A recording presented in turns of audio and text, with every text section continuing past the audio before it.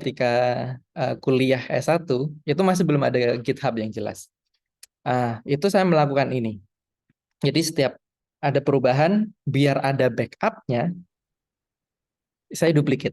Begitu seterusnya sampai yang namanya ada skripsi fix. Alhamdulillah kayak gitulah intinya. Nah, ini kan sebenarnya nggak efektif ya. Nggak efektifnya kita harus membuat banyak dokumen. Banyak dokumen untuk setiap versinya. Ya. Nah, itu pun terjadi dalam pengembangan sistem. Ketika kita melakukan pemrograman, itu seringkali, mungkin teman-teman sudah mengalami itu ya, ketika mata kuliah yang ada pemrogramannya, ketika ada perubahan-perubahan, seringkali biar punya backup diduplikat deh. Gitu. Nah, seringkali problem yang sering terjadi, pertama, ketika dalam pengembangan sistem ya, project di laptop masing-masing anggota tim. Jadi sendiri-sendiri. Ya, ada 5 orang dalam development misalnya.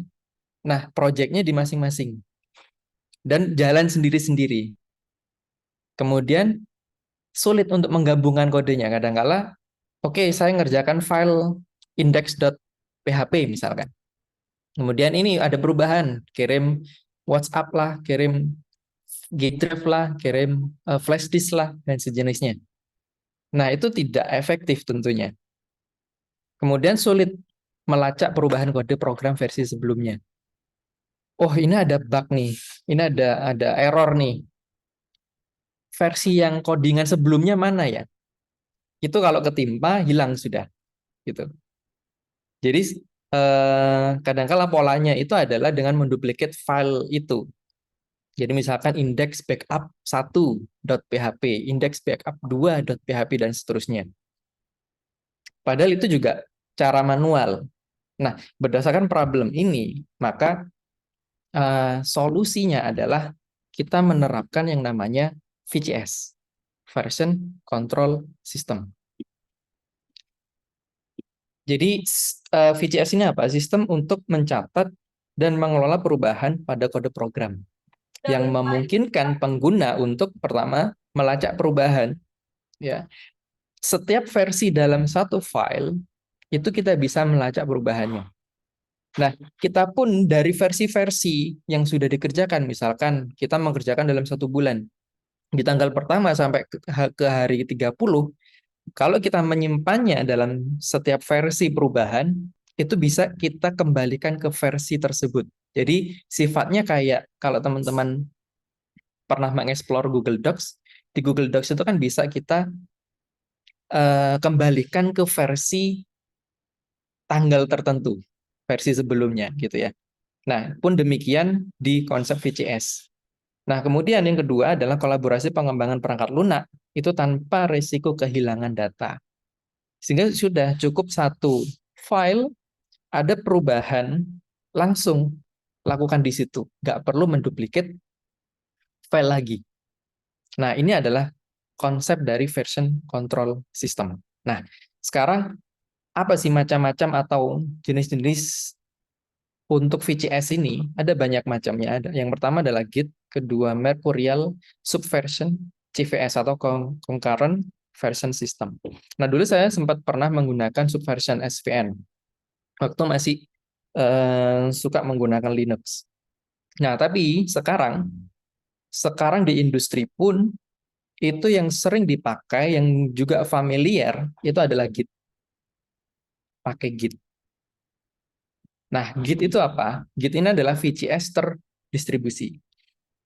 Jadi, konsepnya adalah VCS, tapi tools-nya yang digunakan adalah Git. Nah, jadi fungsinya adalah mengelola proyek secara terdistribusi. Jadi perubahannya disimpan di berbagai tempat, tidak hanya satu lokasi. Kemudian mendukung kolaborasi tim.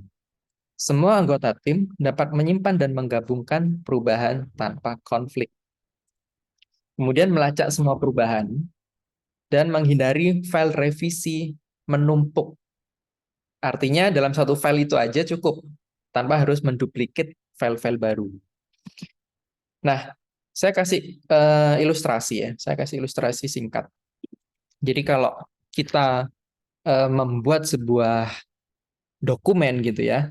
Artinya gini, sebenarnya konsep VCS ini tidak hanya bisa diterapkan pada coding program atau project pemrograman, tapi juga bisa kita terapkan untuk Word kita. Misalkan kita mau membuat laporan kah atau karya ilmiah lah. Nah, cukup satu file.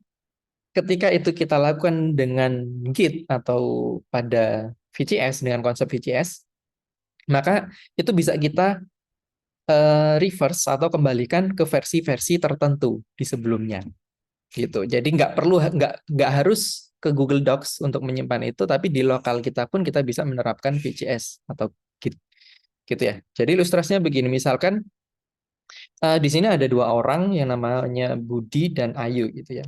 Ini mengerjakan artikel ilmiah bersama-sama gitu, dalam satu folder.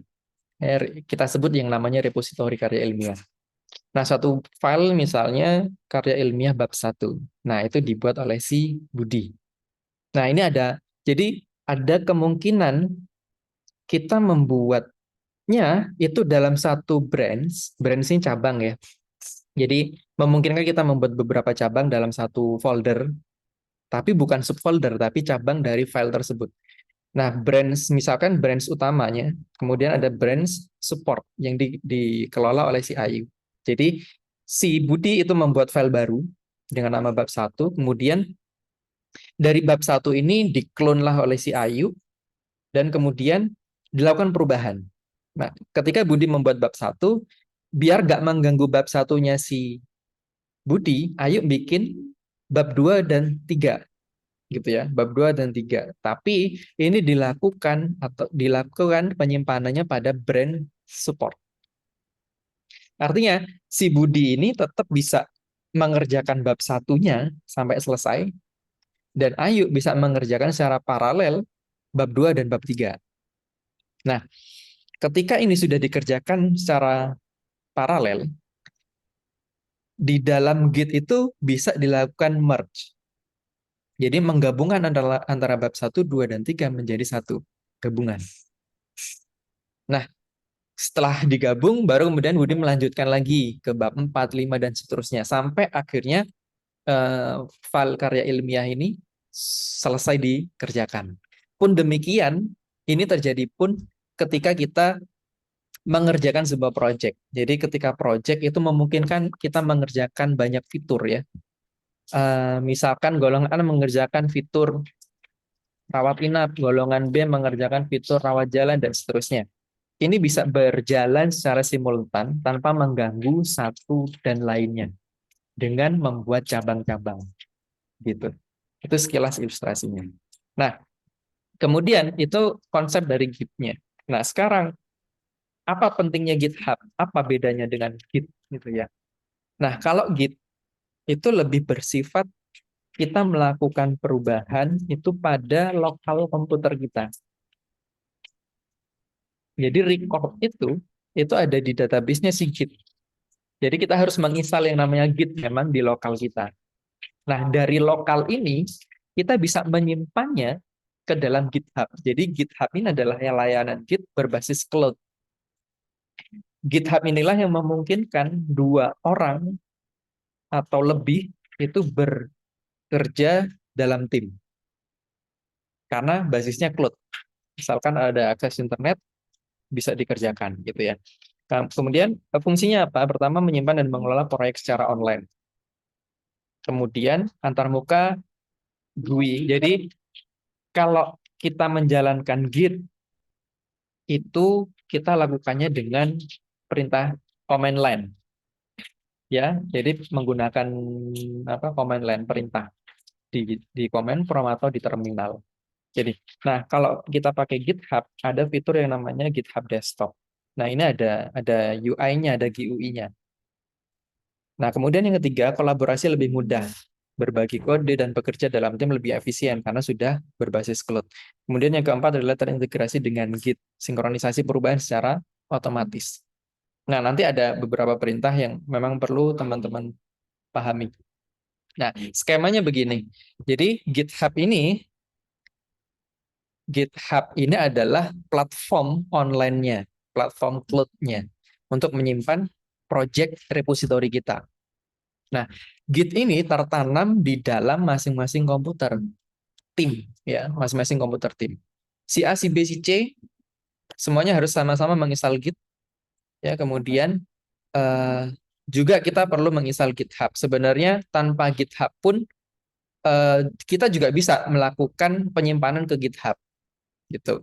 Tapi harus pakai command line. Nah, nanti kita akan mempelajari bagaimana command line-nya dan bagaimana menerapkan di desktop-nya. Nah, jadi si programmer 1, 2, 3 kita sebut John, Peter, dan Bob ini melakukan commit. Nah, commit ini apa? Commit ini menyimpan perubahan record. Ya, misalkan nih, teman-teman melakukan perubahan pada file index.php. Nah, yang dilakukan perubahan pada baris kedua dan ketiga nih, misalkan. Nah, kemudian si Peter pun demikian, melakukan perubahan pada file lain. Bob juga melakukan pada file yang berbeda juga. Nah, ketika dilakukan commit, nah, commit itu menyimpan masih pada lookup. Jadi di record si John melakukan perubahan baris kedua dan tiga pada index.php. Nah, itu tersimpannya masih di komputernya si John. Nah, ketika dilakukan di push ya, maka itu terupload ke GitHub. Jadi sudah bisa terunggah di dalam cloud GitHub-nya. Artinya ketika sudah di-push, si Peter bisa ngepull, narik. Ya, narik kode yang diubah oleh si John. Ada notifnya. Jadi kalau ada perubahan terus belum di-pull, ada notif di Peter. Oh, ada perubahan si John nih. Oke, kita tarik. Nah, catatan perubahannya pun terrecord. Nah, jadi setiap ada perubahan, itu ada recordnya untuk di masing-masing tim. Begitu. Nah, oke, saya anggap bahwa teman-teman di sini sudah punya akun GitHub. Karena sudah saya informasikan bahwa teman-teman harus punya akun GitHub. Dan di PLBK sudah ada materinya ya. Pasti saya yakin sudah punya GitHub. Entah untuk yang PAJ sudah punya belum ya?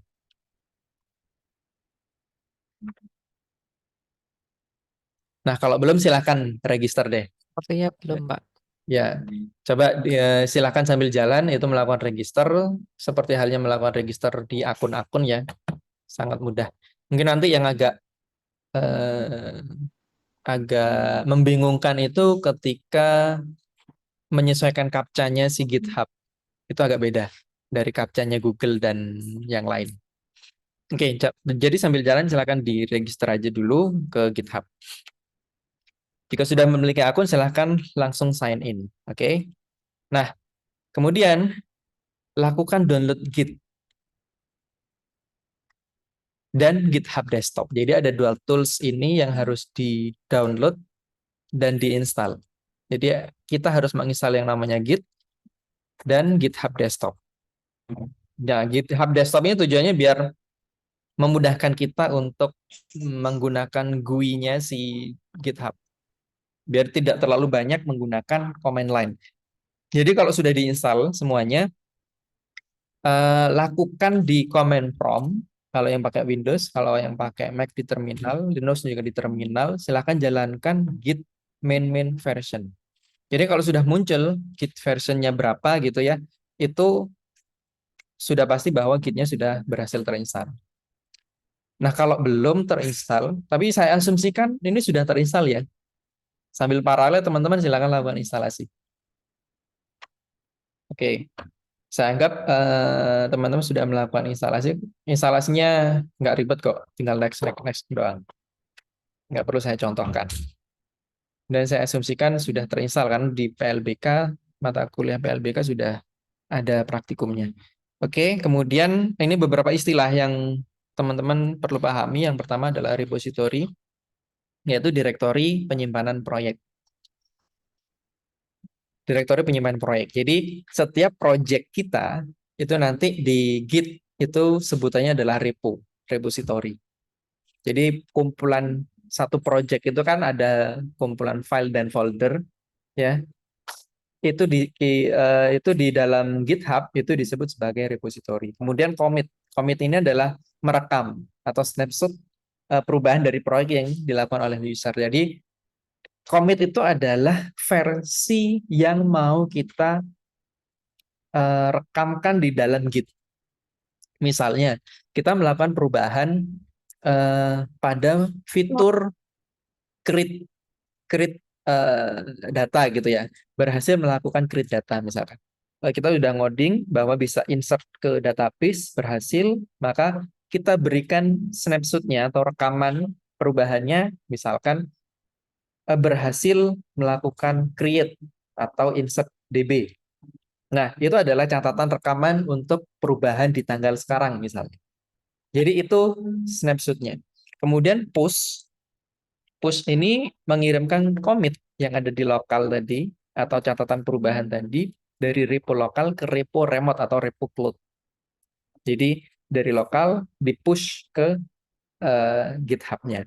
Kemudian pull itu mengambil commit terbaru dari repo remote ke repo lokal. Jadi kalau kita sudah punya project di repo lokal kita, ada perubahan dari teman kita, kita tinggal nge-pull.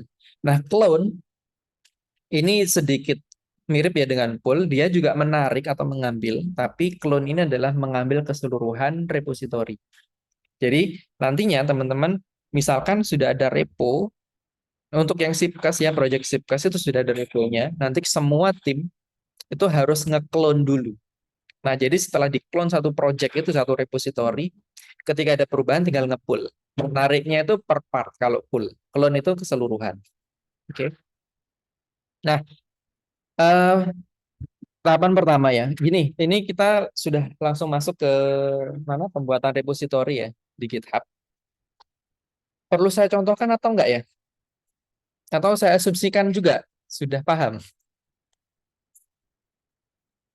Oke, mungkin sambil jalan ya, kita bikin folder deh. Semuanya bikin folder. Folder folder tertentu deh. Terserah. Jangan folder project, tapi folder untuk praktek Git aja deh. Gitu.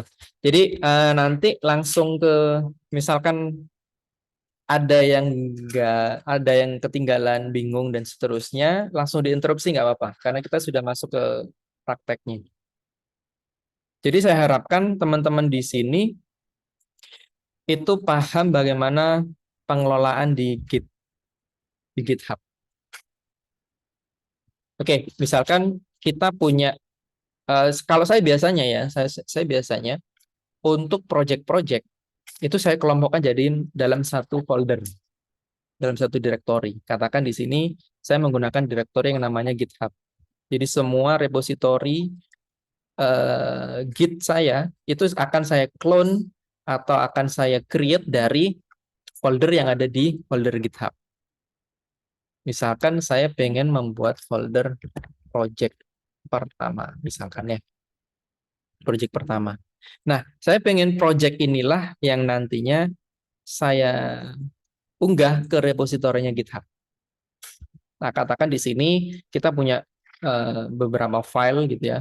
Misalkan ini, saya bikin file yang namanya index.html, index.html di folder project pertama. Isinya apa ya? Kita pakai Visual Studio Code. Jadi tool semuanya kan teman-teman pakai Visual Studio Code ya. Kita open folder, itu kan project pertama. Oke.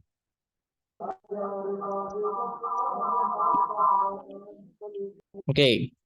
Nah, ini misalnya ada file yang namanya index.html. Isi teksnya adalah belajar kita bersama CV Medika Teknologi. Misalkan begitu ya. Oke. Kemudian eh, jalankan GitHub Desktop. Jalankan GitHub. Sebenarnya mau pakai command line, kalau nge-create itu agak ribet ya, agak ribet. Sebenarnya bisa aja kita menggunakan terminal yang ada di sini. Ya, tapi kita pakai ini aja deh, pakai GitHub. Pakai GitHub Desktop. Ya. Nah, project pertama tadi itu belum tercreate di GitHub. Oh ya, sebelum itu teman-teman pastikan bahwa di dalam GitHub desktopnya itu sudah sign in ke akun GitHub-nya masing-masing. Pastikan account itu sudah sign in dengan GitHub-nya masing-masing. Oke, di GitHub desktop sudah harus sign in ini ya. Ini saya menggunakan GitHub yang username-nya adalah Pintar Ngoding. Oke, pastikan itu. Kemudian bisa saya lanjutkan ya. Nah, kemudian bisa dengan cara file new repository atau dengan add ini ya, create new repository. Nah, kemudian tinggal kita bikin namanya. Nama bebas aja sih, mau pakai nama yang sama dengan folder atau enggak gitu. Nah, saya coba bikin pakai project yang sama, project pertama. Nah, sebelum itu saya mau menunjukkan bahwa di repository saya di Pintar Ngoding ini belum ada ya yang namanya project pertama. Jadi saya eh, bikin repo yang namanya project pertama, kemudian diisi description. Ya, bebas saja kalau ini deskripsi. Intinya itu deskripsi dari project itu membahas tentang apa.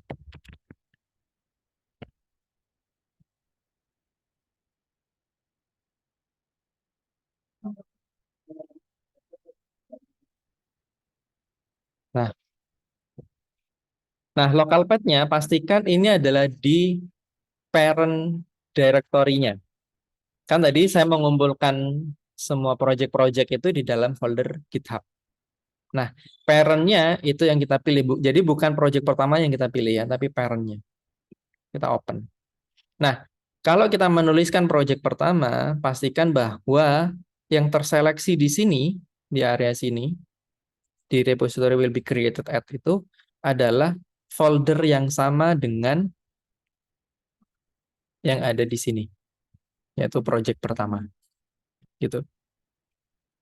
Oke, kemudian tinggal di create. Nah, ketika sudah di create, ini sudah berhasil di create, tapi di create masih di lokal. Nah, belum kita publish. Oke, kalau belum dipublish itu masih belum muncul juga di sini. Jadi belum ada ya, project pertama belum ada. Nah, baru di publish repository.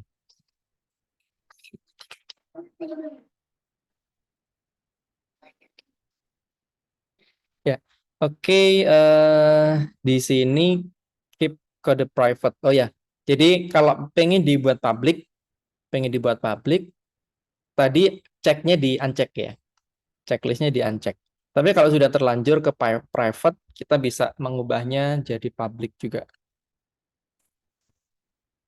Coba kita refresh, maka ini sudah bisa kita repo kita sudah bisa masuk ke GitHub. Nah, semudah itu untuk nge-create.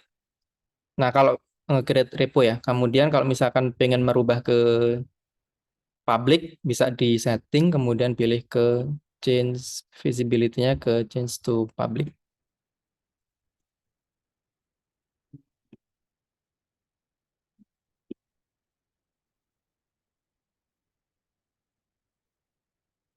Oke, ini sudah jadi public. Reponya sudah jadi public ya, public repository. Oke.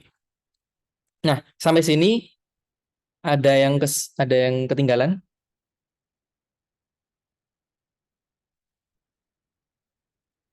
Aman? Oke, masih gampang. Lanjut. Kemudian ya saya lanjutkan ke clone. Oke, ini yang memang harus teman-teman lakukan, terutama tim dev. Tim dev semuanya harus melakukan clone. Ya, untuk praktek belajar nge-clone-nya, silahkan nge-clone dari project Sipkes. Jadi biar sekalian. Jadi project Sipkes itu ada di repositorinya MIK Polyg. Nah, di sini. Jadi Link zip ke saya kirim ke chat ya.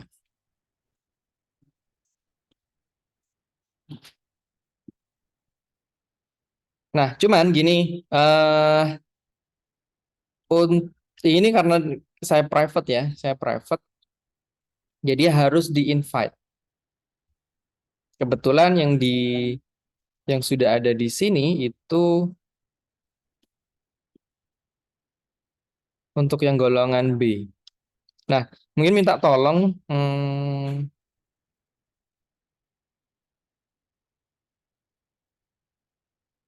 Naufal bisa nge-add teman golongan lainnya nggak? Sudah masuk. Gak bisa Pak, sudah Oh, auto nggak bisa ya? dari Sipers. Iya, iya. Iya, iya, iya. Oke. Coba deh dikirimkan username atau email perwakilan aja, perwakilan masing-masing golongan. Kirim ke chat ya. Atau ini saya public aja deh. Saya public aja deh, biar gampang.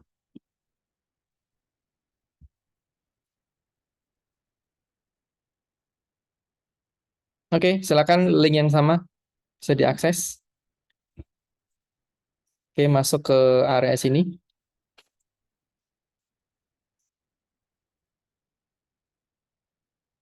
Link yang sama ya.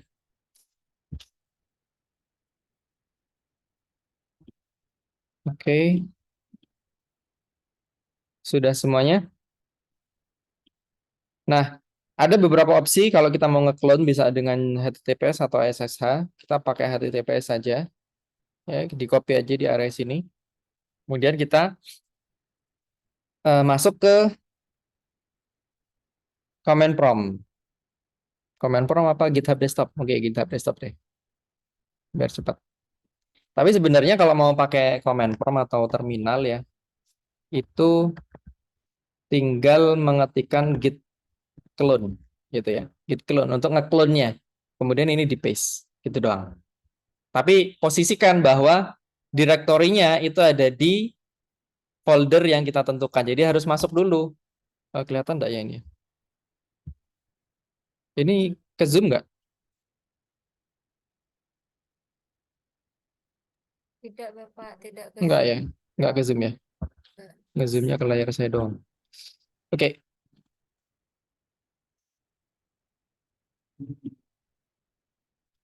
Oke, itu nanti di CD dulu. CD masuk ke directory.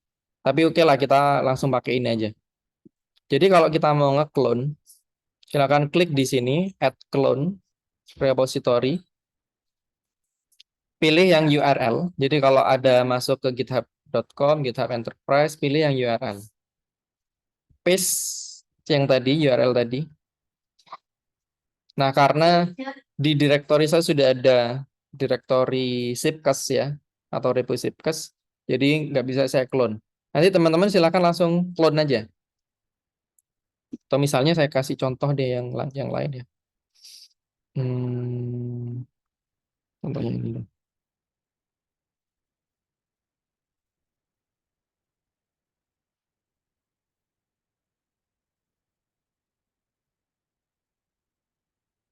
Clone repository. Oke, di clone.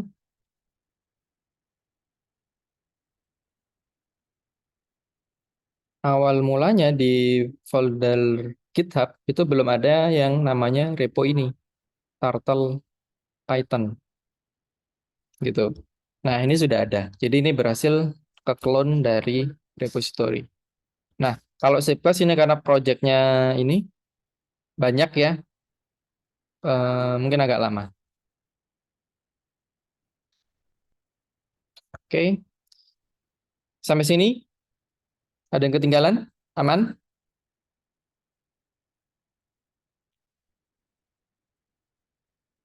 Oke, saya lanjutkan. Kemudian, ya ini tahapan yang tadi ya. Nah, maka semua anggota tim development harus melakukan clone repo project. Silahkan, ini wajib ya, wajib. Setidaknya di komputer atau di laptop teman-teman sudah ada project yang dikerjakan. Artinya nanti terutama ya yang wajib harus ada itu tim dev jelas. Kemudian tim SA, ketua. Tim SA ini nanti bertugas juga melakukan QA juga dengan tim perancangan. Karena tim perancangan nantinya itu juga memastikan apakah alur sistemnya itu sesuai dengan apa yang sudah dirancang. Flowchart-nya, database-nya, dan seterusnya. UI-nya. Nah, jadi tim perancangan, tim dev, ketua, tim SA, itu yang wajib ya, yang wajib melakukan clone. Nah, yang lain juga perlu biar minimal punya lah ya, punya reponya project yang dikerjakan. Oke? Oke. Kemudian sudah.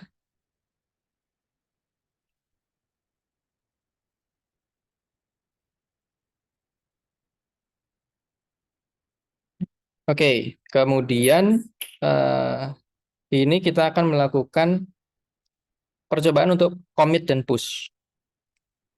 Ya, jadi eh, commit itu mencatat rekaman perubahan dan push itu mengirimkan repo lokalnya atau catatan lokalnya ke repo cloud-nya atau repo GitHub-nya. Jika ada perubahan kode, jalankan perintah ini di terminal Visual Studio Code-nya. Misal, saya kasih contoh, saya jalankan VS Code yang tadi ya, project pertama. Misalnya, ini saya mengetikkan di baris kedua, versi 2. Nih, saya simpan. Nah, ketika saya simpan, eh, di dalam GitHub, coba saya cek ya.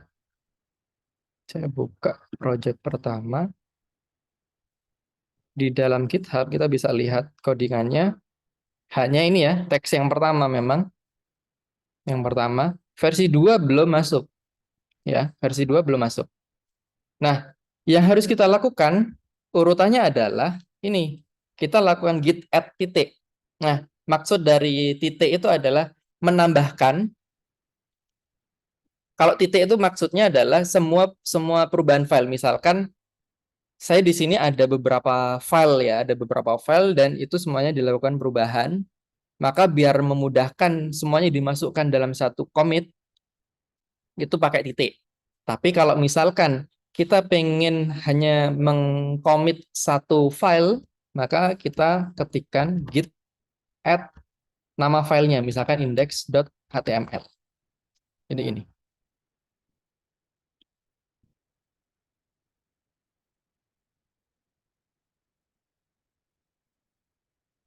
Ya, ini enggak. Oke, kelihatan nggak? Jadi kalau pengen perubahan keseluruhan, kalau saya biasanya langsung titik aja biar gampang. Git add titik. Jadi ini kita menambahkan perubahan. Kemudian kita lakukan commit. Nah, commit itu harus diiringi dengan deskripsinya. Dengan git commit min m, ngasih message ya, ngasih message. Terus kemudian add line to index HTML. Nah, ini kita melakukan commit. Tapi ketika kita melakukan commit, itu masih belum ada perubahan di GitHub. Ini saya refresh. Belum berubah. Ya, kalau kita cek status, jadi git status. Oke, on branch main, your branch is ahead by one commit. Ada satu commit. Jadi kalau kita pengen melihat perubahan dari status perubahan kita, itu bisa dengan git status. Nah, langkah selanjutnya adalah melakukan push. Nah, untuk nge-push itu dengan perintah git push origin main. Nah, main ini adalah nama repositorinya.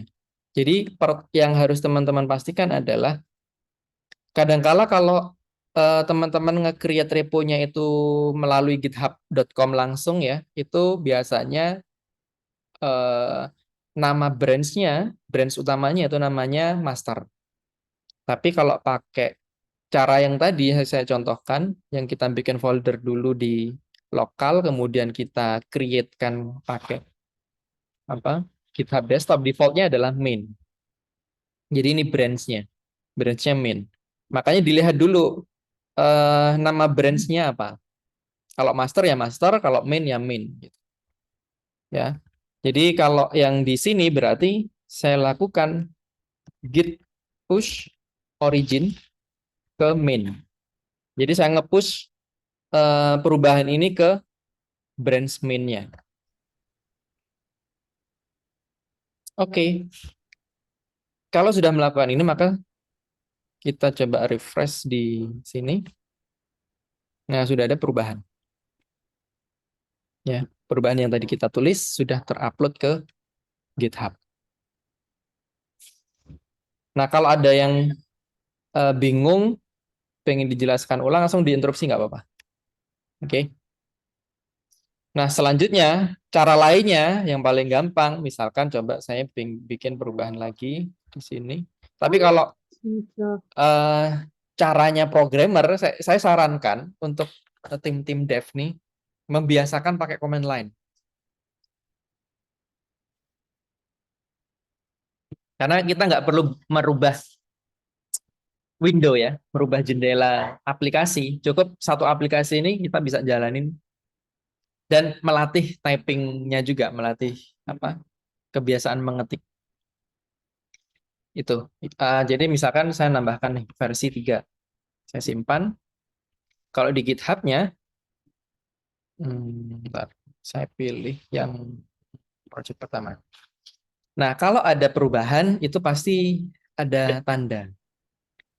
Ada tanda. Ya. Kemudian kita bikin commit dulu, kita lakukan commit to main. Bisa kita ubah kalau defaultnya ini ya, update index HTML, misalkan kita ubah add code in line 3 index HTML, misalkan begini. Kita lakukan commit. Setelah di commit, seperti halnya tadi, kita akan melakukan add, kemudian commit ya, commit pakai pesan, kemudian di push. Nah, di GitHub pun demikian. Ketika sudah di commit, baru bisa kita coba. Saya refresh dulu yang di sini. Ada nggak versi 3? Nggak ada ya? Nah, saya lakukan push. Maka saya refresh, masuk yang teks baris ketiga. Nah, itu cara yang pakai GitHub Desktop. Tapi saya sarankan untuk tim dev, biasakan menggunakan command line. Ya, pakai terminal. Oke. Nah, saya lanjutkan. Jika sedang mengembangkan fitur baru yang dapat mengganggu alur sistem, maka gunakanlah branch lain. Jadi, kapan kita menggunakan branch lain, kapan enggak? Kalau misalkan itu tidak mengganggu alur proses dalam fitur yang sedang dikembangkan atau dalam main-nya, misalkan ya, fiturnya sudah masuk ke production, terus ada perubahan. Tapi kita nggak boleh melakukan perubahan langsung. Karena sistem ini sudah berjalan. Ya, sistem ini sudah berjalan. Maka kita gunakan yang namanya branch. Yang sempat saya sampaikan tadi.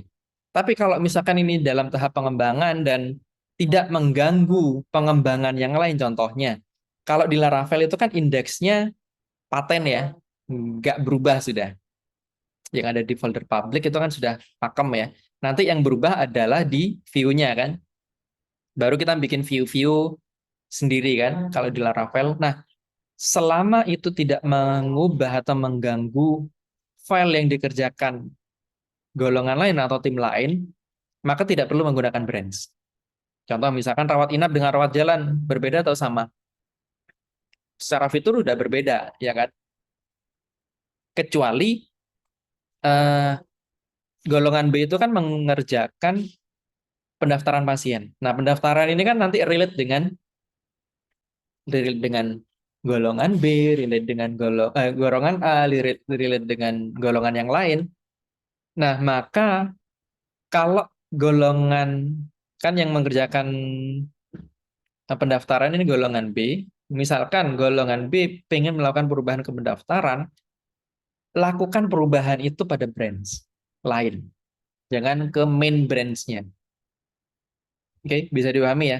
Jadi selama tidak mengganggu alur proses, langsung push aja ke main-nya.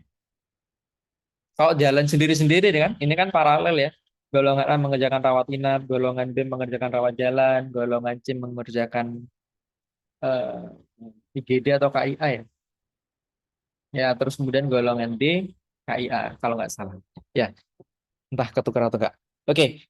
Nah, kalau sendiri-sendiri nggak apa-apa, langsung jadikan satu di main branch-nya. Oke, bisa dipahami ya. Nah, sekarang bagaimana untuk membuat branch baru? Misalkan di sini saya membuat satu file lagi, fitur a.html. Oke, fitur a.html itu ini fitur A dari project pertama. Saya simpan. Oke. Nah, agar fitur A ini tidak mengganggu indeks HTML-nya, maka saya bikin di dalam terminalnya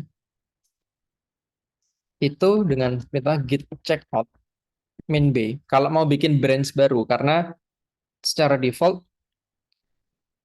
project ini belum punya branch. Ya, branch-nya hanya main, belum punya branch baru. Meskipun kita bisa bikin branch pakai ini, tapi saya contohkan dulu yang pakai manualnya karena ini keluar juga di post test nanti. Git checkout B kemudian diikuti dengan nama branch. Misalkan new fitur baru. Oke, fitur baru. Git checkout main B. Main B maksudnya adalah membuat branch baru. Namanya fitur baru. Oke. Switch to new branch fitur B. Oke. Kemudian kita lakukan get. Sama, ini tahapannya sama kayak kita nge-commit dan nge-push. Ya. Jadi nge-add dulu, kemudian nge-commit, baru kita push. Nah, kita git add yang kita add ada fitur aja, fitura.html. Oke, kemudian git commit pakai message tambahan fitur baru namanya fitur A. Tapi biasanya ya kalau catatan snapshotnya itu pesannya mestinya atau umumnya itu menggunakan bahasa Inggris. Meskipun bukan aturan baku ya, tapi defaultnya begitu. Oke, git commit. Kemudian kita git push. Git push origin ke mana? Bukan ke main lagi, tapi ke branch baru, namanya fitur baru. Jadi begini. Git push origin fitur baru. Nah, kita cek yang ada di GitHub. Oke. Coba saya cek. Ada nggak file fitur baru di main? Nggak ada. Padahal ini sudah berhasil. Coba kita git status. On branch fitur baru, nothing to commit, working tree clean. Jadi nggak ada yang tertunda nih. Jadi statusnya sudah terunggah karena nothing to commit. Di main-nya nggak ada perubahan. Tapi kalau misalkan kita pilih fitur baru muncul fitura. Oke. Nah, jadi nggak mengganggu main-nya. Nggak mengganggu main-nya. Oke, kemudian pindah branch. Misalkan kita tadi kan statusnya tadi. Nah, ini coba perhatikan di sini. On branch fitur baru. Jadi di terminal ini yang aktif itu adalah fitur baru. Yang aktif fitur baru. Kalau kita pengen pindah ke branch main tadi, branch main lagi, berarti kita lakukan git checkout lagi. Tapi tanpa min B. Langsung git checkout min. Nah, switch to branch main. Perhatikan di sini. Ketika saya switch ke branch main, nggak ada file fitur A. Ini udah langsung terupdate di dalam VS Code-nya. Nggak ada fitur A. Artinya, kalau area kerja kita sudah di areanya main, udah perubahan yang dilakukan oleh tim lain yang ada di branch lain ya, itu nggak akan mengganggu struktur project. Karena filenya nggak keunggah di main ya. Oke. Nah, ketika sudah bikin bikin apa bikin branch lain, ada kalanya kita perlu melakukan merge. Ya, kita gabungkan. Jadi kita gabungkan branch tadi misalkan nih sudah dilakukan check and recheck, sudah dilakukan testing. Oh, ternyata fitur A udah running. Fitur A udah running, maka kita merge deh. Kita merge. Maka yang harus kita lakukan dengan git merge nama branch-nya. Langsung git merge. Nama branch-nya adalah fitur strip baru. Kita merge ke min. Oke. Otomatis di sini ditambahkan ya, fitur A. Ini kita git statusnya, balik kita cek. Status on branch main. Ya, kita sudah ada di branch main. Coba saya refresh. Belum tertambahkan. Ini baru di merge di lokal. Maka kita lakukan perubahan seperti biasanya. Git add fitura.html. Git commit min m. Merge fitura.html on main branch. Oke. Baru kemudian kita push git push origin main. Oke, kita cek. Nah, sudah masuk fitura di main branch. Itu cara nge-merge-nya. Jadi eh, sebenarnya kalau misalkan bekerjanya itu dalam satu file yang sama, nanti biasanya ada konflik. Contoh, misalkan si A ngerjakan baris ketiga, versi si A. Kemudian si B mengerjakan juga indeks HTML, mengerjakan di baris keempat juga nih, pakai versi si B gitu. Nah, ketika itu dilakukan, di merge, itu pasti ada konflik. Ada konflik, ada error. Nah, justru itulah tugas yang bertugas di bagian menjahit. Ini sempat sempat kita singgung ya. Yang bagian menggabungkan beberapa project itu untuk bisa disatukan. Nah, itu memang harus direview. Biasanya melakukan ini kalau di industri adalah senior developer.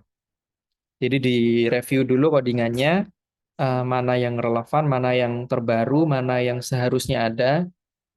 Nah, itu dilakukan oleh senior developer untuk merge. Ya, tapi kalau misalkan ini kita berjalan sendiri-sendiri, it's okay. Jalan aja sendiri-sendiri. Nanti mestinya tim ketua masing-masing ya, karena nge-merge itu nanti akan berjalan khusus untuk yang tim pergolongan. Tim pergolongan kan ada developer ada 10 gitu ya, 10. Itu ada kemungkinan mengubah atau mengedit satu file yang sama. Nah, kalau nggak bersamaan atau misalkan nih cara mengatasinya biar nggak konflik, terus karena minimnya juga mungkin kesulitan dalam mereview coding gitu ya.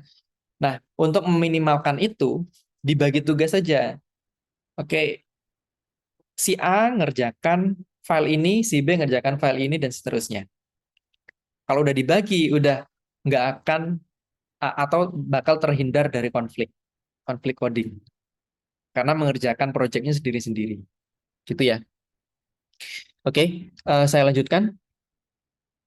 Kira-kira ada yang ketinggalan atau ada yang ingin ditanyakan?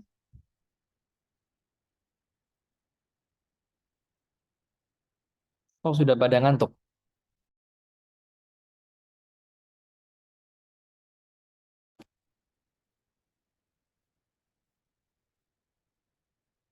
Oke, kemudian saya lanjutkan untuk hapus branch. Nah, kalau sudah selesai, maka kita lakukan git branch main D untuk ngehapus. Jadi fitur baru tadi udah nggak diperlukan kan?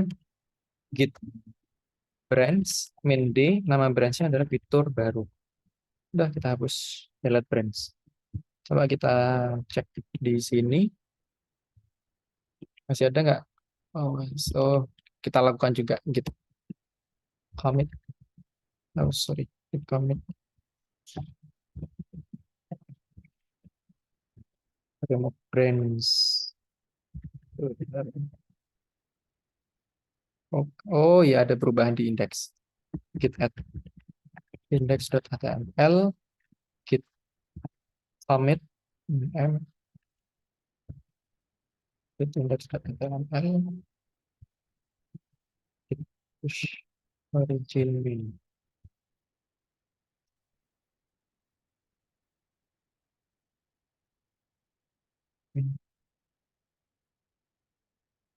Masih belum terhapus.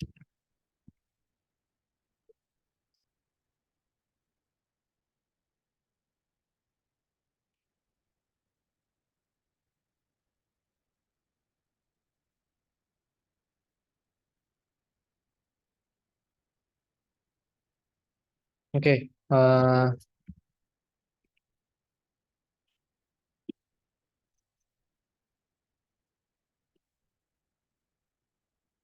oke, saya lanjutkan aja deh. Oke, ya. Ini perintah untuk menghapus tadi. Kemudian, nah sebelum saya melanjutkan ke CI/CD, bagian pentingnya juga sih. Ada yang ingin ditanyakan?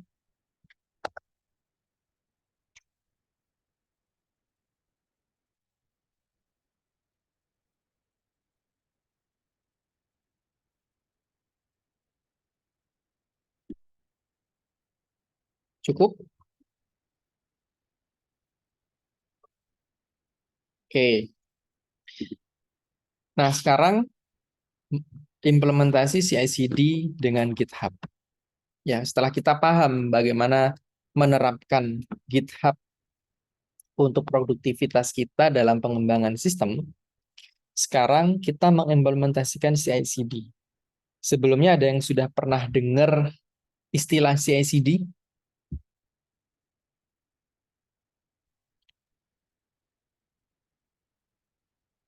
Jadi CI/CD belum ya.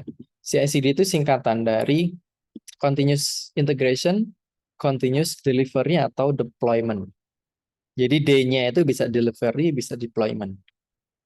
Oke, jadi ini menggambarkan alur proses pengkodingan di areanya CI, Continuous Integration, plan, code, build, kemudian continuous testing itu dilakukan di CI. Ya, kemudian untuk rilis, deploy, operate, monitor itu dilakukan di CD atau continuous deployment. Nah, ketika menerapkan ini, manfaatnya salah satunya adalah setiap perubahan yang dilakukan di main branch, di main reponya ya, di main branch-nya, itu akan langsung secara auto rilis atau ke deploy ke sistem, ke server. Jadi misalkan ada perubahan tipe nih, membenahi eh, file indeksnya ada yang tipe. Nah, ketika itu dilakukan, maka ketika sudah di-push, secara otomatis di server juga berubah. Nah, ini era yang eh, muncul di tahun 2020-an. Ya, nggak lama sebenarnya, masih 3 tahun 4 tahun 20-an, 21 2022. Itu konsep CI/CD mulai diterapkan. Nah, kalau cara lama yang dilakukan ketika kita membuat sebuah project, biarpun itu di GitHub gitu ya. Ketika kita mau deploy itu kan menanam sistem itu ke lingkungan production ya, ke lingkungan sebenarnya, artinya yang sudah publish, yang siap publish. Nah, itu kita harus ngupload manual ya filenya. Mungkin teman-teman dulu entah itu di pemrograman web pernah diajarin ngedeploy pakai FTP mungkin ya. Nah, itu cara manual. Jadi kalau pakai cara itu, misalkan nih di file file codingan itu ada yang berubah, kita harus menghapus yang lama, ngupload yang baru. Jadi ngupload secara manual melalui FTP, biasanya FTP. Nah, itu kan washing time ya. Itu washing time. Jadi eh, yang akan kita lakukan untuk project PBL ini, kita lakukan konsep mekanisme dari CI/CD.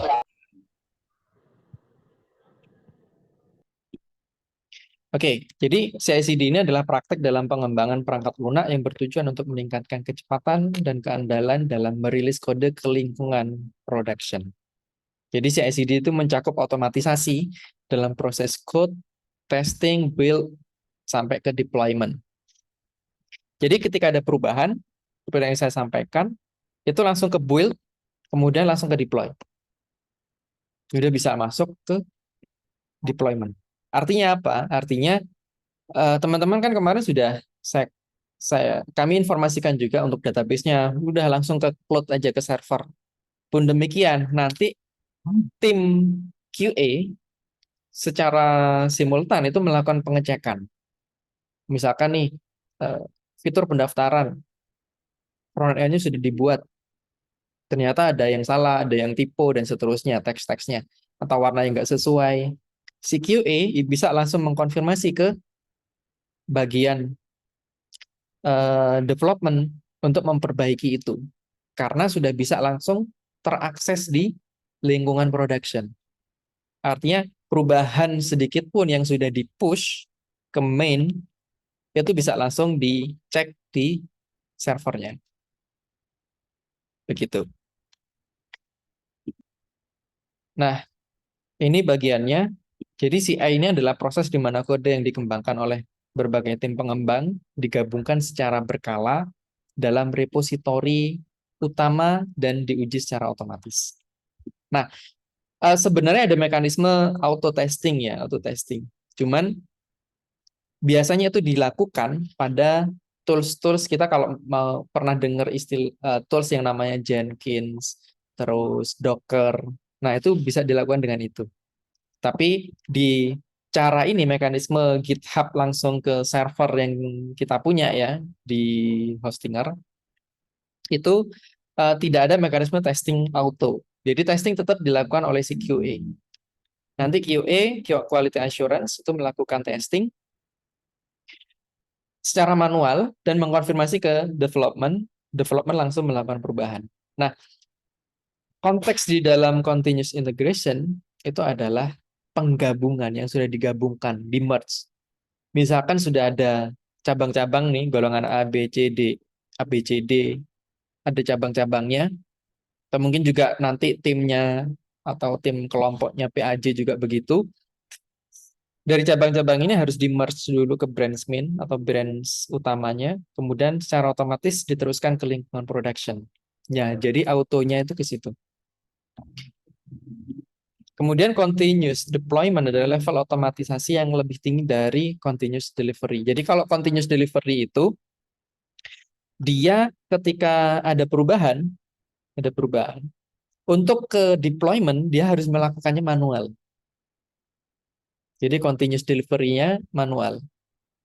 Nah, tapi yang kita lakukan di tahapan ini itu adalah continuous deployment. Jadi secara auto ke deploy ke production. Jadi kode yang telah diuji secara otomatis dideploy ke produksi atau ke production tanpa perlu persetujuan manual. Begitu. Jadi yang kita terapkan CI/CD, D-nya itu adalah deployment. Nah, bagaimana penerapan CI/CD di server hosting?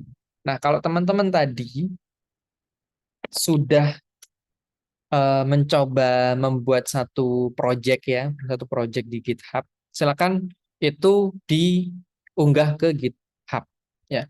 Di grup sudah saya kasih. Oh iya, ini ada PAJ. PAJ-nya bikin web juga nggak? Nggak? Ada yang bikin web juga nggak? Yang butuh server? Atau semuanya mobile ya? Mobile, Pak. Oh, Mobile, mobile Pak. ya. Ya, jadi kalau mobile belum bisa menggunakan mekanisme CI/CD gitu. Karena mobile ini dia standalone ya. Bisa sih CI/CD, tapi pakai ini. Kalau ngoding ya, tapi kalau pakai App Inventor nggak bisa. Kalau ngoding pakai Flutter atau Kotlin atau Java, itu bisa pakai Firebase, Firebase App Tester. Jadi deployment-nya ke situ. Oke, kita langsung praktekkan aja. Nah, golongan A, B, C, D, silahkan login ke Hostinger. Sudah ya? Sudah belum?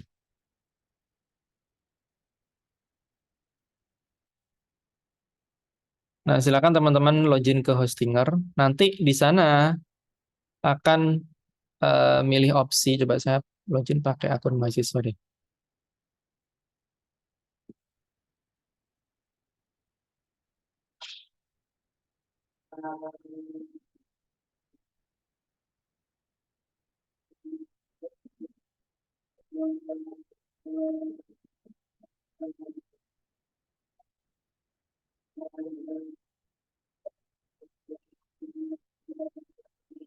Oke, saya coba masuk pakai akun mahasiswa.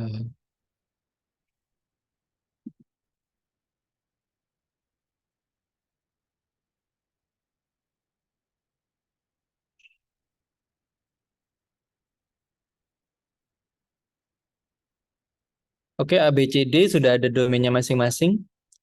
Silakan pilih yang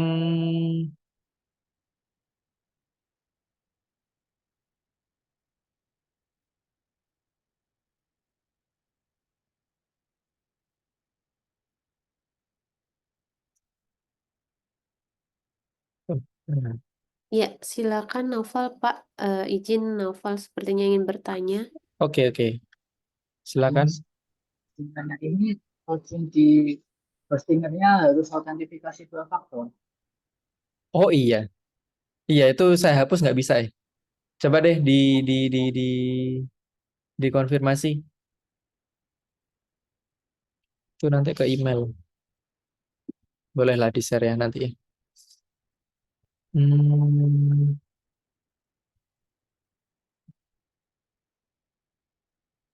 coba saya post dulu ya.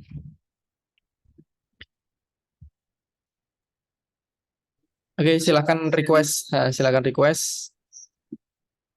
to FA-nya. Sudah ya? Gantian aja, gantian. Jangan berbarengan. Waduh, ini mungkin golongan A dulu deh, golongan A dulu deh. Ini yang mana 0 menit semua? Atau coba saya coba satu-satu deh ya.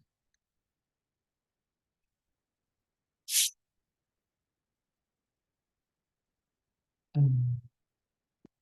Coba ini. Ini 1 menit yang lalu. Nggak tahu siapa duluan deh ini. Golongan A, B, C, D.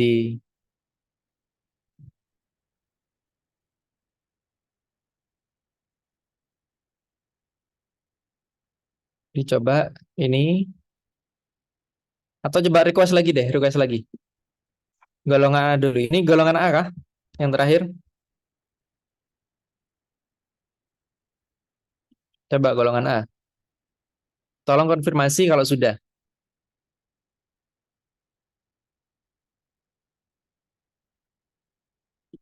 Golongan A siapa? Adit kah? Sudah, Pak. Oke. Lanjut golongan B. Sudah request? Mohon maaf, Pak, maksudnya sudah request, tapi kodenya belum bisa. Itu yang muncul di layar 888.089 nggak bisa. Nggak bisa, Pak. Oke, coba yang terbaru 561218.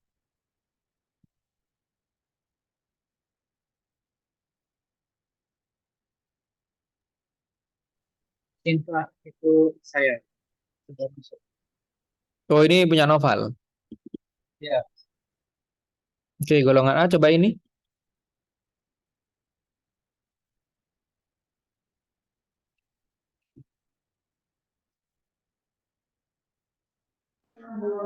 Iya, Pak, sudah bisa itu punya saya. Oke. Terus ini ada request baru dari golongan berapa?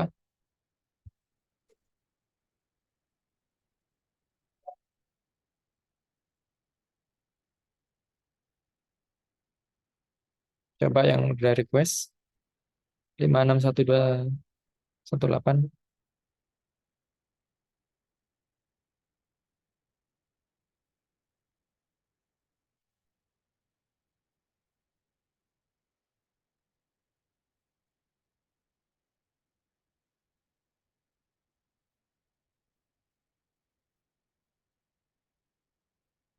Ini aman dari penyusup kan ya di Zoom ini ya.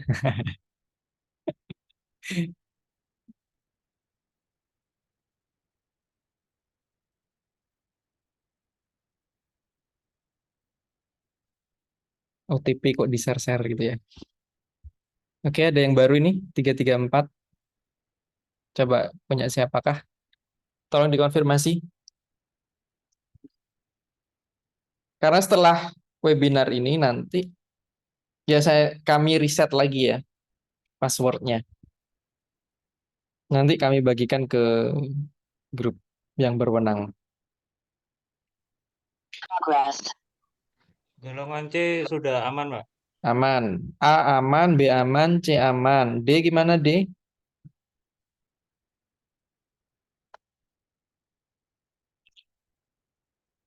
P aja ada yang mau nyoba nggak? Kalau ada yang mau nyoba, bisa di-share juga akun servernya.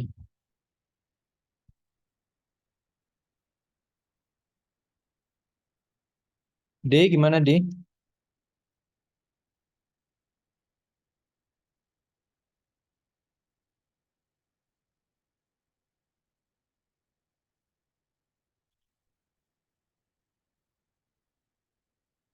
Gimana D? Belum ada konfirmasi? Ini yang terbaru. D gimana D? Halo? Masuk nggak ada yang dari golongan D sama sekali?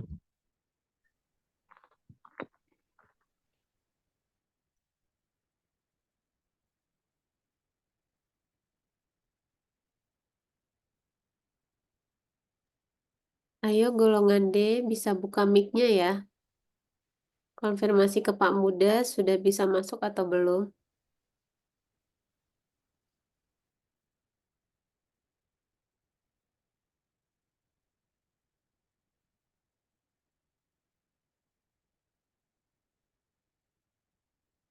Siapa tim dev-nya golongan D? Atiul.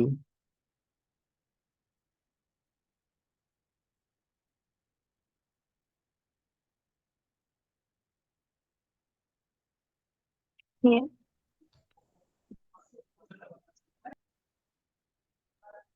Permisi Pak, ini Atiul Hmm. baru bilang ke kita kalau ada kendala sama WiFi. Oh iya, ayo perwakilan aja deh. Siapa tim dev-nya? Sudah bisakah?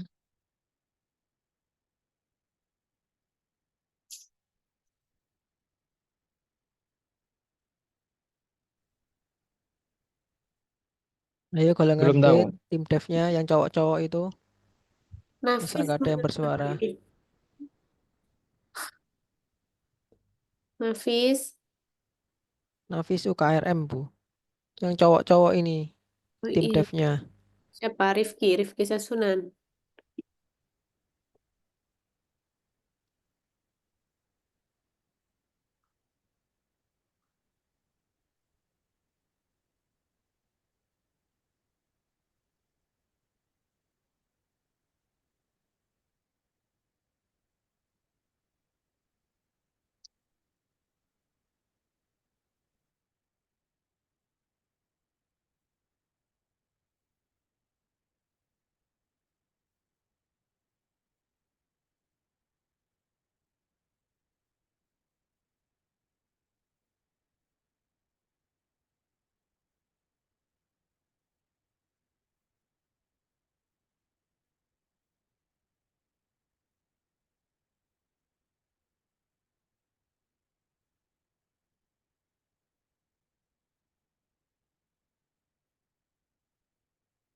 Oke, saya asumsikan nggak ada masalah deh.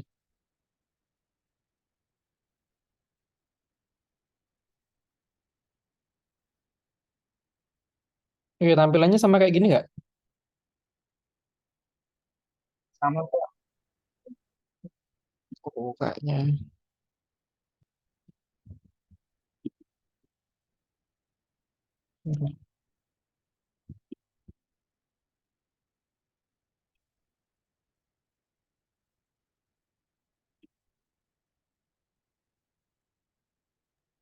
Pak Muda, itu Kadek izin bertanya requestnya ke email yang mana?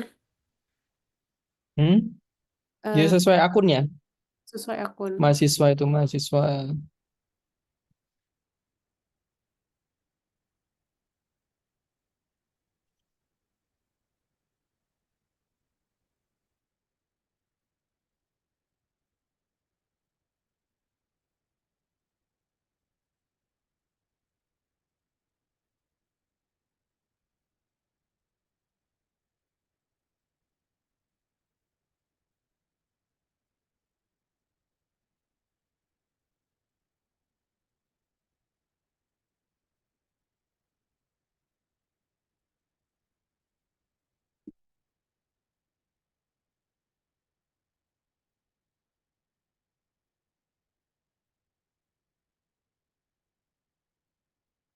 Nah, yang mahasiswa bisa masuk ke akun ini nggak ya? Ke area ini nggak?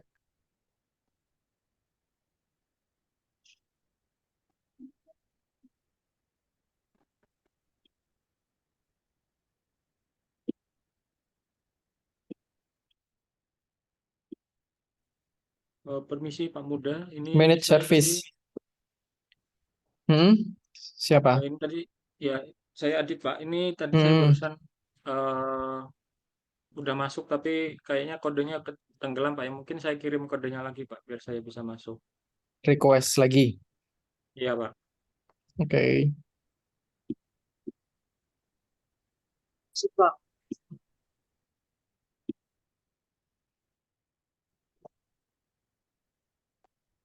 Oke, ini ya.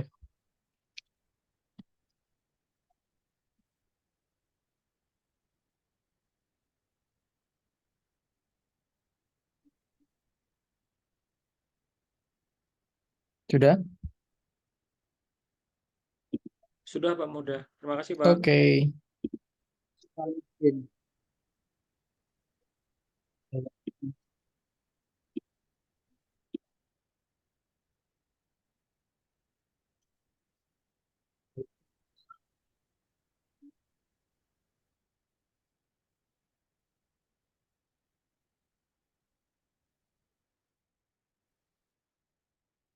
Nah, silakan masuk ke ini account sharing yang sudah masuk ya. Ke account sharing terus manage service.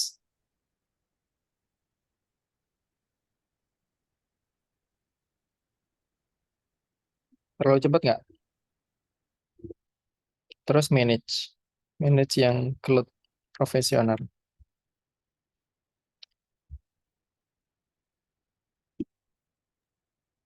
Ada yang bertanya Pak Muda. Hmm, silakan. Silakan itu yang raise hand. Suka. Saya kok keluar sendiri ya. Hmm? Aku Kenapa? keluar Pak. Saya masukin lagi incorrect password itu. Incorrect password. Oh, ini nih linknya. Biasanya karena linknya beda. Jadi ke coba cek ada NG-nya sebelum login. Out, Ya, ada. Hostinger ada NG-nya. Pastikan itu. Ada. Ha-ha. Mestinya enggak sih. Kalau password enggak.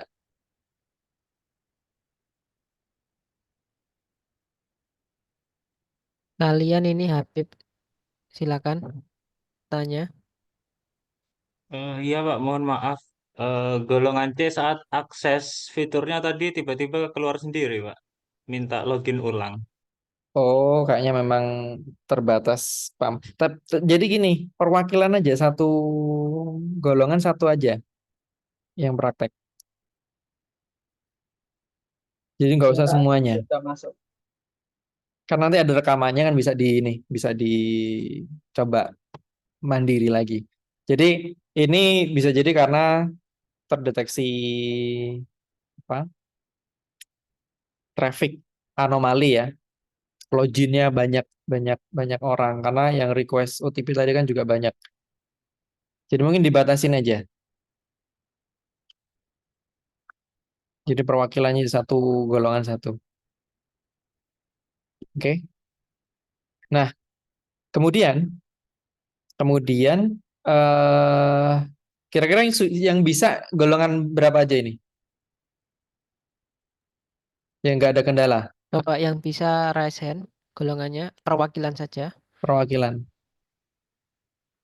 Golongan B, siapa lagi?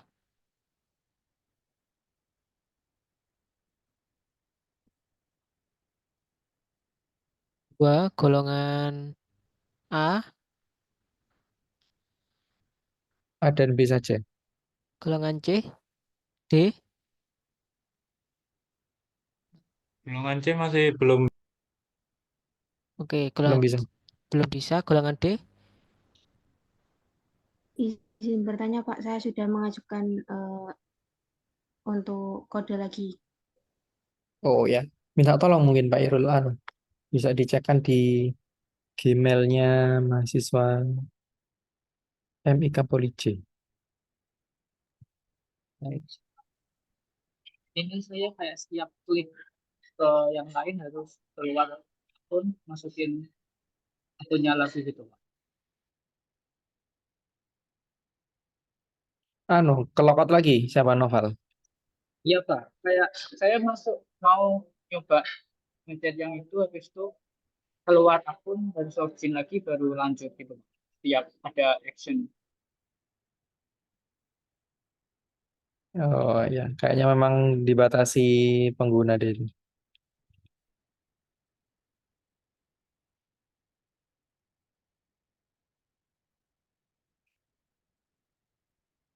Ya, nanti bisa dicoba nggak di momen ini ya.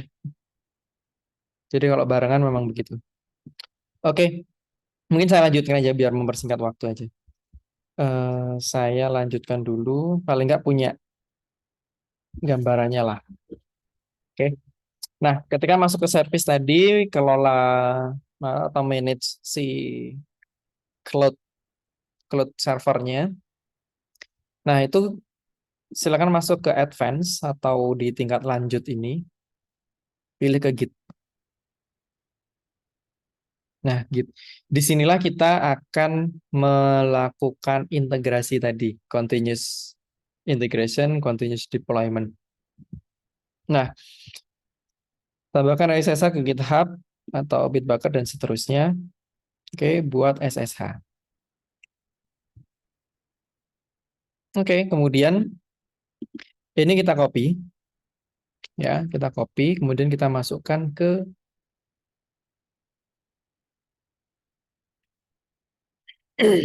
Git. Jadi di Git itu ada namanya deploy key.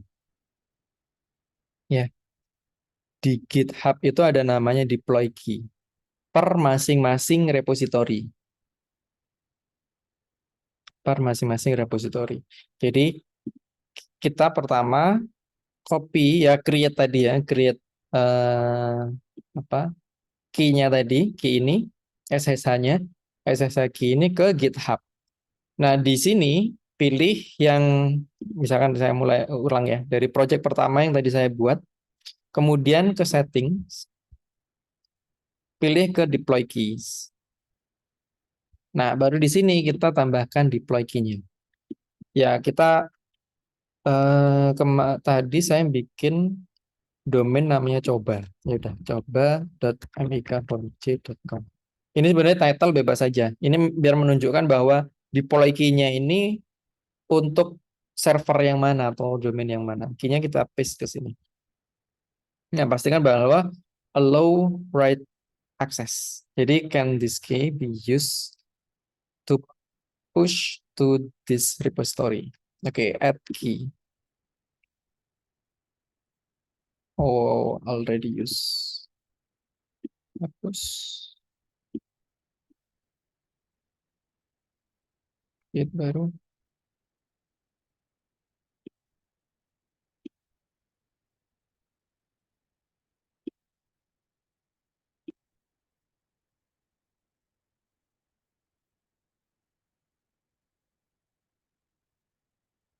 Oke. Key-nya udah tertambahkan di sini. Ya. Nah, nantinya juga demikian. Kan teman-teman sudah saya buatkan domain per masing-masing ya, ada a.mik.poly.jb dan seterusnya. Nah, setelah key ini dibuat, selanjutnya adalah bikin repository. Nah, ini bukan bikin ya, tapi menghubungkan repository kita ke dalam servernya. Kan tadi saya bikin yang namanya domain coba mikpolyj.com. Nah, ini defaultnya. Default page-nya. Masih bawaan. Kemudian,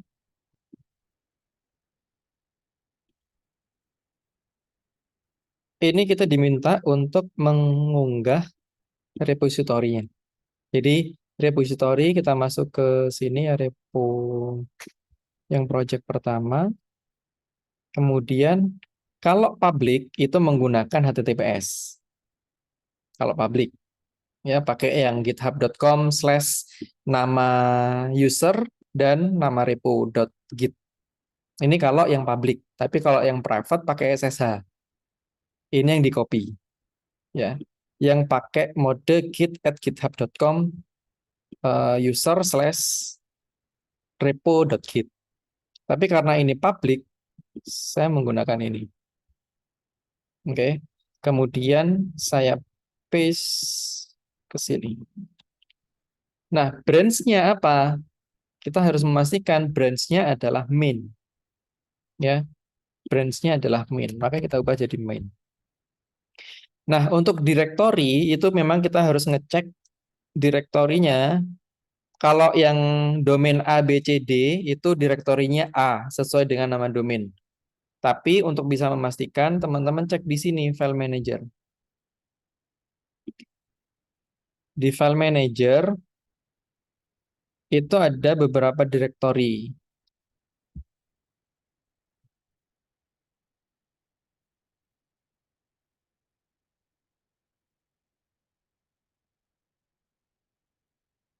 Di public HTML. Nah, ini foldernya coba. Kalau yang A, B, C, D. Nanti ini untuk praktek ya. Tapi untuk Shipcast nanti ada sendiri di sini. Untuk Shipcast. Nah, nanti coba praktekin deh yang Shipcast. Shipcast sudah running belum?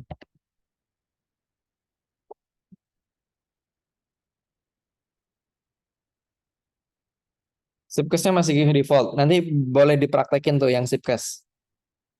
Ya, silahkan misalkan mau mempraktekkan sendiri-sendiri atau bareng-bareng gitu. Silahkan. Ya, jadi nama foldernya dipastikan sama. Oke, jadi direktorinya adalah coba. Oke, kemudian buat.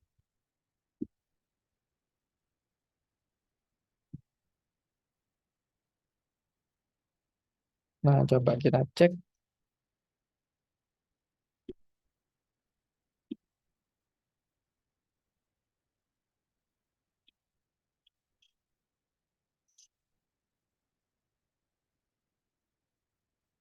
Oh, ini project pertama.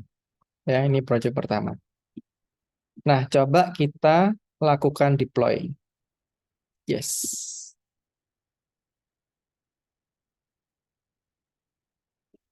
Oke, nggak ada problem on branch main, your branch is up to date origin main. Oke, selesai tutup. Kita refresh yang coba. Nah, ini adalah yang saya ketikkan tadi ya. Anda belajar GitHub, versi 2, versi 3, versi CA sesuai dengan code yang saya tulis di sini. Benar ya? Nah, terus juga bisa ada fitur A. Misalkan /fitura.html. Ada juga gitu. Oke. Nah, tapi misalkan nih, saya coba melakukan perubahan di Git. Saya hapus, saya sisakan 2, saya simpan, saya lakukan git add git commit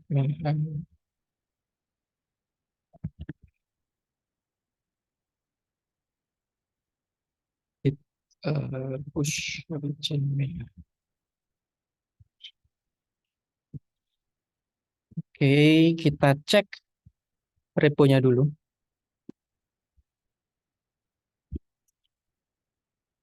Saya cek reponya dulu. Sudah ganti ini, tapi apakah cobanya juga terupdate? Nah, ini sudah saya reverse bolak-balik. Nggak berubah, ya kan? Artinya, ini baru nge-upload, nge-deploy-nya doang. Belum autonya. Belum auto deployment. Jadi belum CD-nya. Nah, untuk menerapkan CD, silakan diklik di sini. Auto deployment. Nah,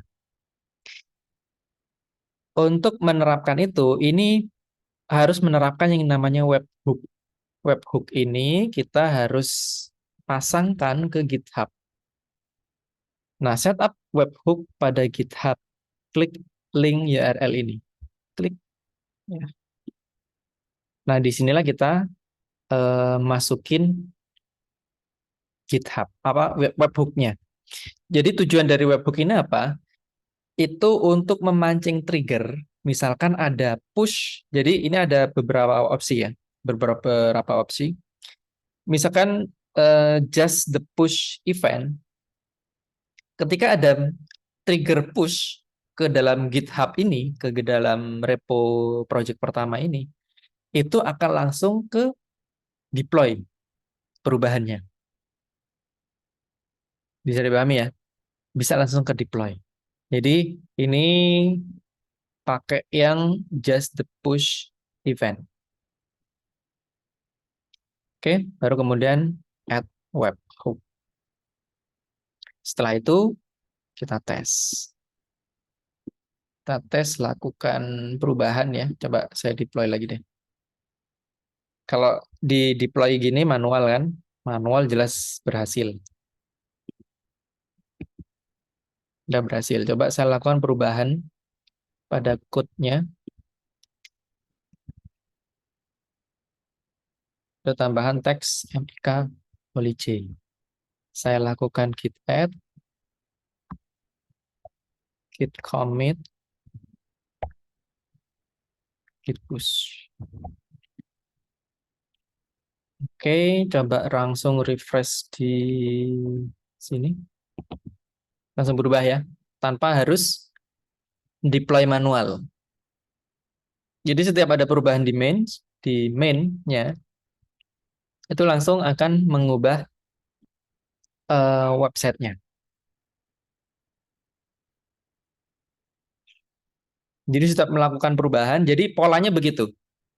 Ngoding, misalkan sudah terkumpul sekian baris, lakukan add dan commit, terus push. Biar temannya, si QA atau tim SA-nya, bisa langsung ngecek. Aku udah perbaiki bug ini, cek lagi. Nah, nanti mekanisme QA yang mana kita bisa menerapkan pakai GitHub juga, pakai GitHub. Sebenarnya ada hal yang perlu dibahas juga yang di project. Termasuk penerapan ini ya, di GitHub Project itu penerapan Scrum, itu bisa dilakukan di sini.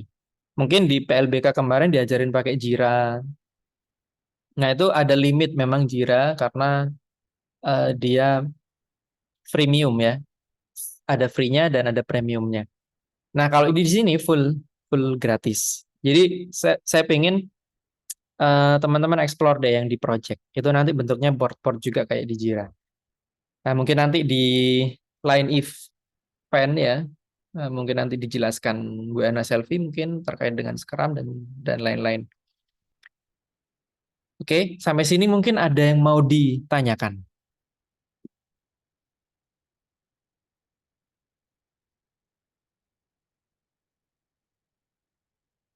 Cukup? Silakan jika ada yang mau bertanya.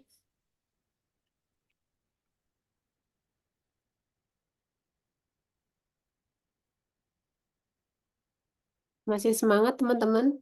Aku tunggu sekalian kamu turun. Oke, Bu?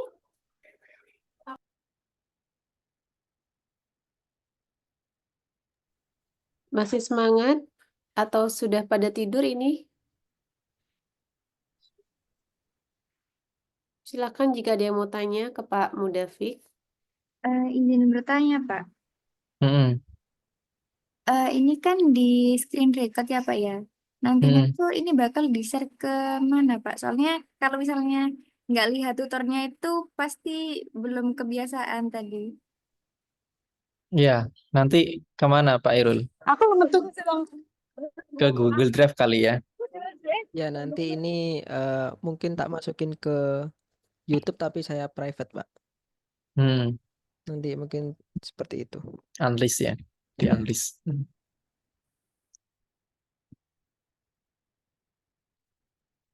Oke, jadi mungkin itu nanti di share linknya.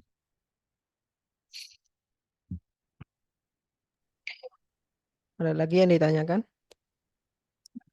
Jadi secara konsep mekanismenya sudah punya gambaran ya. Jadi sekarang eranya memang seperti itu. Bahkan di industri, entah itu industri teknologi, nantinya teman-teman ketika masuk di industri kesehatan, saya harap teman-teman juga bisa memberikan pengalaman ini ke industri tempat teman-teman bekerja nanti. Jadi misalkan pengen pengembangan, ada tim, suruh nerapin pakai Git, karena GitHub pun bisa di private, kemudian server bisa di private gitu ya. Jadi bisa memberikan saran, masukan terkait dengan mekanisme automasi ini. Jadi sudah bukan eranya pakai flash disk ya. Jangan sampai nanti terdengar berbagi kodenya pakai flash disk, pakai ngirim ke WhatsApp atau ke Google Drive. Full semuanya harus pakai VS Code dan GitHub. Oke, mungkin cukup. Sebenarnya agendanya hanya 1 jam ya. Ternyata hampir 2 jam. Oke, saya kira cukup ya. Ada yang bertanya, Pak? Oh, ya? ada yang tanya. Oke, Noval, silakan. Singkatnya Pak, tadi saya coba apa yang PHP MyAdmin masukin akunnya nggak bisa. Hmm? Yang Di link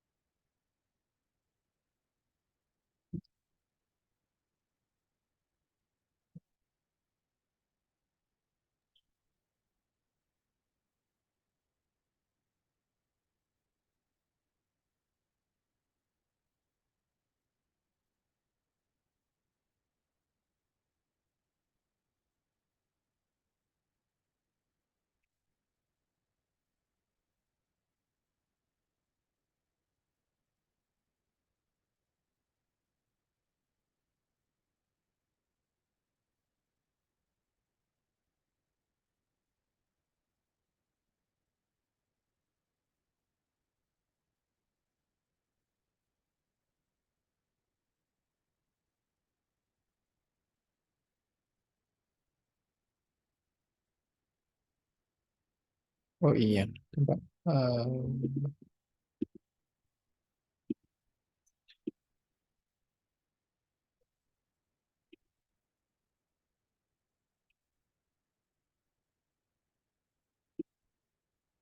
Oke, mungkin biar sambil menunggu ya, Pak Irul, kuis atau post testnya sekaligus presensi bisa di share sekarang nggak apa-apa karena materi sudah selesai.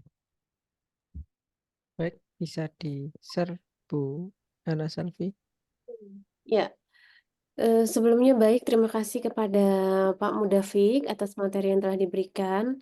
Saya harap dari materi yang sudah di-share dan diberikan oleh Pak Mudafik, teman-teman di sini bisa menjadi punya gambaran ya nanti saat melakukan pengembangan sistem, terutama untuk Sipkes PBL 2025 ini. Kalau awal-awalnya sekarang masih bingung, semoga nanti sering dilatih, sering dipakai, akhirnya jadi paham ya. Oke, teman-teman, materi kegiatan selanjutnya ya adalah kuis yang akan dibagikan sebentar lagi oleh saya di ruang chat pada Zoom hari ini. Di mana kuis ini nanti akan mengukur tingkat pemahaman dari teman-teman semua ya atas pembelajaran yang tadi sudah di-share sharing oleh Pak Mudafik. Ya, kuis ini juga menjadi salah satu syarat untuk mendapatkan sertifikat pada malam hari ini. Ya, dengan catatan mengerjakan kuis, kami akan berikan waktu 1 jam. Ya, jika dikerjakan lewat dari jam 1 jam ya atau besok misalnya, maka sertifikat tidak dapat dibagikan. Gitu ya teman-teman ya. Jadi mohon bersabar sedikit lagi. Yang ngantuk-ngantuk silakan melek sedikit untuk mengerjakan kuisnya. Oke, di grup chat ya bisa di copy. Nah, di sana ada tempat untuk alamat kuisnya ya. Silakan di copy lalu nanti dikerjakan setelah sesi Zoom ini berakhir. Oke, baik hadirin yang saya hormati, teman-teman semua, Bapak Ibu dosen dari Keilmuan MDIK, jadi juga Bapak Doni sudah izin live duluan ya. Demikian rangkaian acara optimalisasi workflow manajemen sistem dengan GitHub dan CI/CD pada malam ini. Sebelumnya kami mengucapkan terima kasih ya yang sebesar-besarnya kepada Bapak Doni ya selaku Ketua Program Studi Manajemen Informasi Kesehatan, lalu Bapak Muda Fikrian Pratama sebagai narasumber kita pada malam hari ini, serta seluruh dosen-dosen program studi MDIK yang telah hadir dan memberi dukungan. Tidak lupa juga saya terima kasih disampaikan kepada seluruh mahasiswa yang telah aktif berpartisipasi dalam kegiatan ini ya. Baik melalui materi maupun kuis ya yang nanti akan dikerjakan. Semoga ilmu yang telah disampaikan pada kesempatan kali ini dapat bermanfaat serta meningkatkan pemahaman dan keterampilan kita dalam mengoptimalkan GitHub dan CI/CD untuk sistem manajemen workflow yang lebih efektif. Oke, dengan berakhirnya acara ini kami mohon maaf jika ada kekurangan selama kegiatan berlangsung. Semoga kita dapat bertemu kembali pada kesempatan yang lain. Selamat malam. Terima kasih atas perhatian serta partisipasinya. Kegiatan kita pada malam hari ini saya akhiri. Assalamualaikum warahmatullahi wabarakatuh. Waalaikumsalam Warahmatullahi warahmatullahi wabarakatuh. wabarakatuh. Terima kasih, Bu. Warahmatullahi wabarakatuh. Terima kasih.